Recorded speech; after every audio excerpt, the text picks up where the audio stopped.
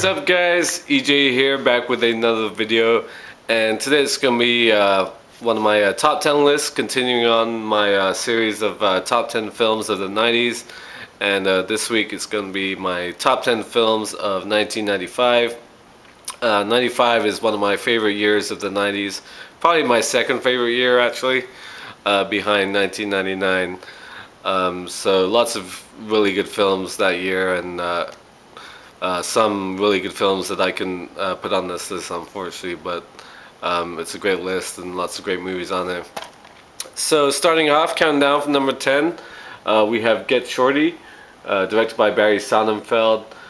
Great crime comedy starring John Travolta, of course, who plays a loan shark who goes to Los Angeles to collect a debt from a failed movie producer played by Gene Hackman, and gets into all sorts of stuff. Great cast: Rene Russo, Danny DeVito, Delroy Lindo, the late great Dennis Farina. I should also mention that Scott, aka Cineram, my fellow partner on the Movie Reviewers 100, did a review of Get Shorty today. We're doing Dennis Farina tribute week this week. So check that out. I'll put a link to that video in the description down below. But a great film, of course, also stars James Gandolfini.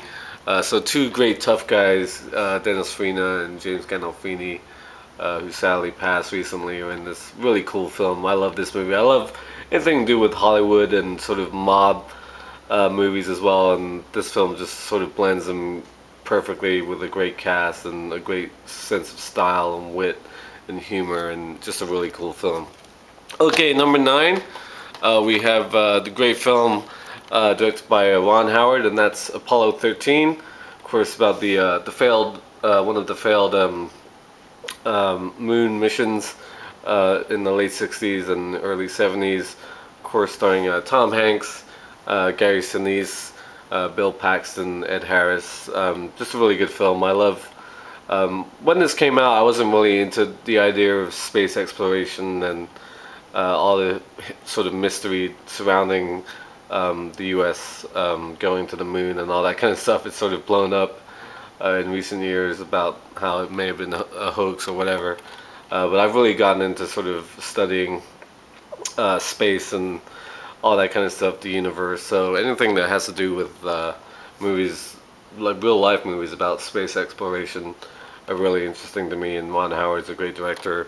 Just a really good film. Tom Hanks, awesome. Yeah, just a great movie. Houston, we have a problem. Okay, number 8. One of the best crime films of the 90s or any decade, to be honest, and that's Heat. Of course, directed by Michael Mann. The first film that paired the two greats. Excuse me.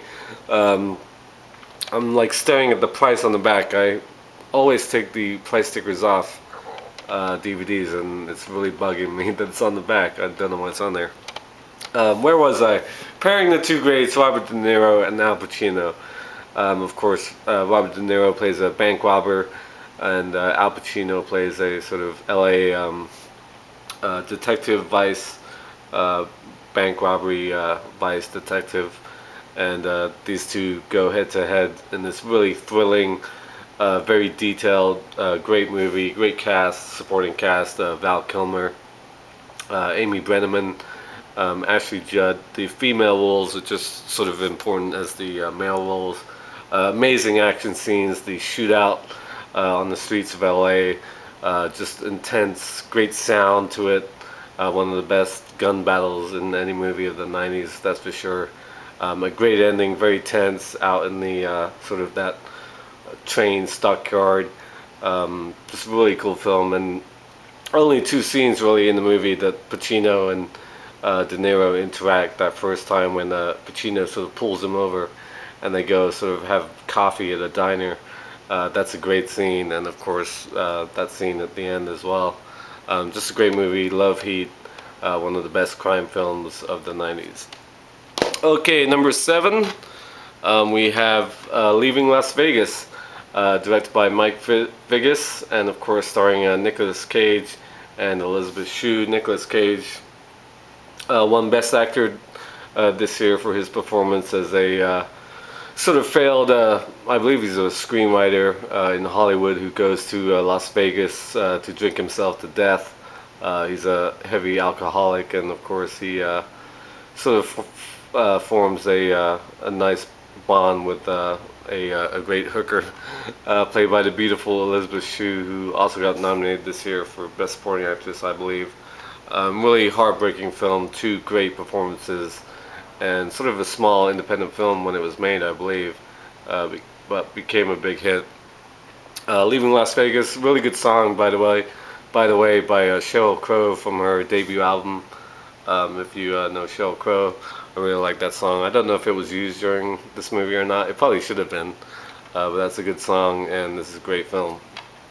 Another sort of great drama for number 6 on my list, and that's Dead Man Walking, directed by, of course, Tim Robbins, and of course starring his wife, Susan Sarandon, and Sean Penn, who probably should have won that year for this as well. I mean, Nicolas Cage was great, but Sean Penn could have multiple Oscars. He has 2 already, but at the time,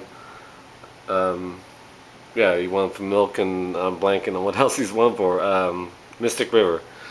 Yeah, amazing performance by Sean Penn as a violent criminal murderer waiting execution on death row.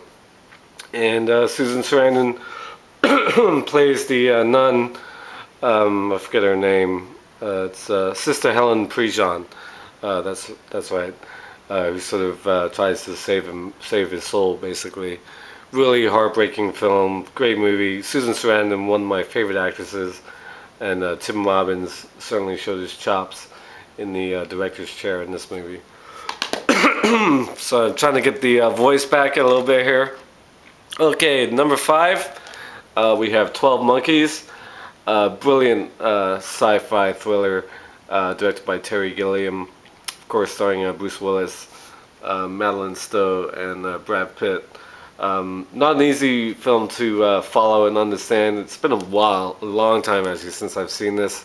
But Bruce Willis goes back in the future to sort of figure out why this killer disease is happening in the present. Yeah, he goes back in the past to figure it out, and he runs into a psychiatrist played by Madeline Stowe, and Brad Pitt, amazing as the mental patient.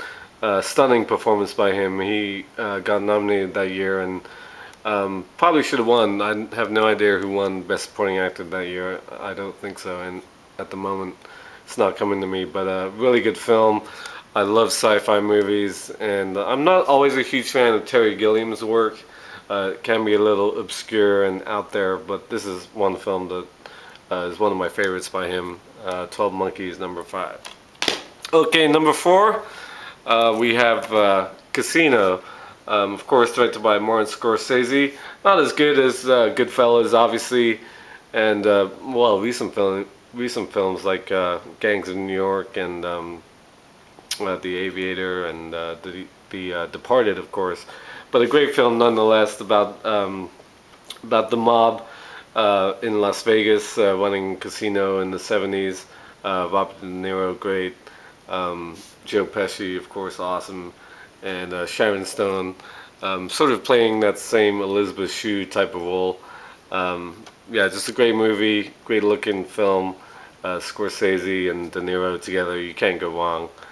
Big fan of Casino, and like I said, anything to do with the mob, I just eat up. So Casino, number 4. Okay, number 3. I know a big favorite of the guy I mentioned earlier, Scott. Cinerama, he'll probably be pissed it's not number 1 on my list. And that is, of course, 7, directed by the great David Fincher. The first David Fincher film I saw, and most people saw. Just a brilliant thriller, mystery, starring Morgan Freeman and Brad Pitt, two detectives. Brad Pitt, sort of a rookie, trying to solve a grisly bunch of grisly murders, all connected to the 7 deadly sins, of course. And Kevin Spacey, amazing when he shows up in the film. The last 20 minutes are stunning. Gwyneth Paltrow, who plays Brad Pitt's wife. Yeah, when I first saw this, I didn't know the twist at the end and all that, and it was a great surprise then, and still a gripping film now. David Fincher has gone on to do so many good movies since this. The Game, Fight Club, Zodiac, um, Social Network, and so on. Yeah, big fan of David Fincher and Morgan Freeman, one of my favorite actors. Kevin Spacey as well, one of my favorite actors. Just a great film. Okay, speaking of Kevin Spacey, it's come to me now who won Best Supporting Actor that year as I go down the list, and I wouldn't begrudge him this win that year.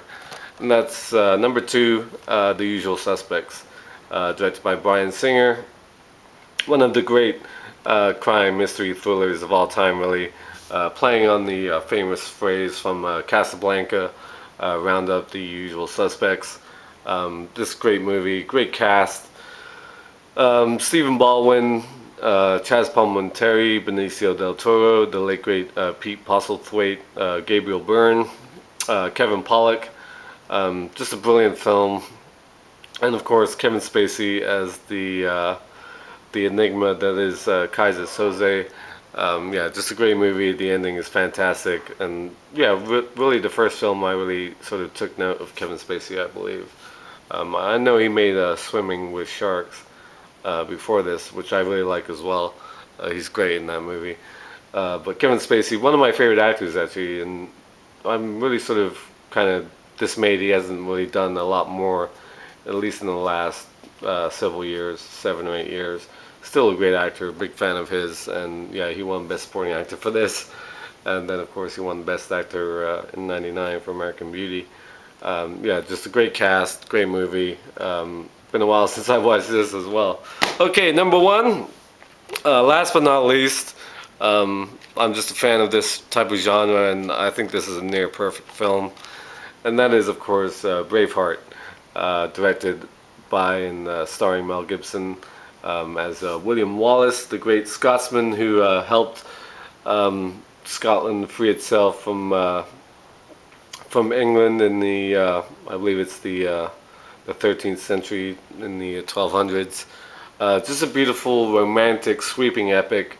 I love these type of films. I'm a big fan of history and sort of war, ancient history, medieval history, anything to do with my homeland, Great Britain. I just eat up, and this is a near perfect film for me. So many great moments, great characters, great cast. Sophie Marceau, Catherine McCormick, Bill Gleason, I believe. Who else is in this? Patrick McGoohan. Yeah, just a beautiful film. I think it's, yeah, I do think it's near perfect, and it's one of my favorite sort of epic adventure films, along with films like Gladiator and Lawrence of Arabia, films like that. Just love Braveheart, and it's number 1 on my list. So those are my top 10 films of 1995, a really good year. Let me know what you think of these movies, and be sure to share your lists with me if you have them as well. Also, I want to mention that my contest, my 1,000 subscriber contest, is coming to a close this weekend. I believe I said the 24th, the Saturday midnight. So if you want to enter my contest, I'll put a link to the contest video as well in the description below. So if you still want to enter, make your videos and submit it to that video, and I'll get you into the contest. So thank you for watching as always, and until next time, I'll see ya. Bond. James Bond.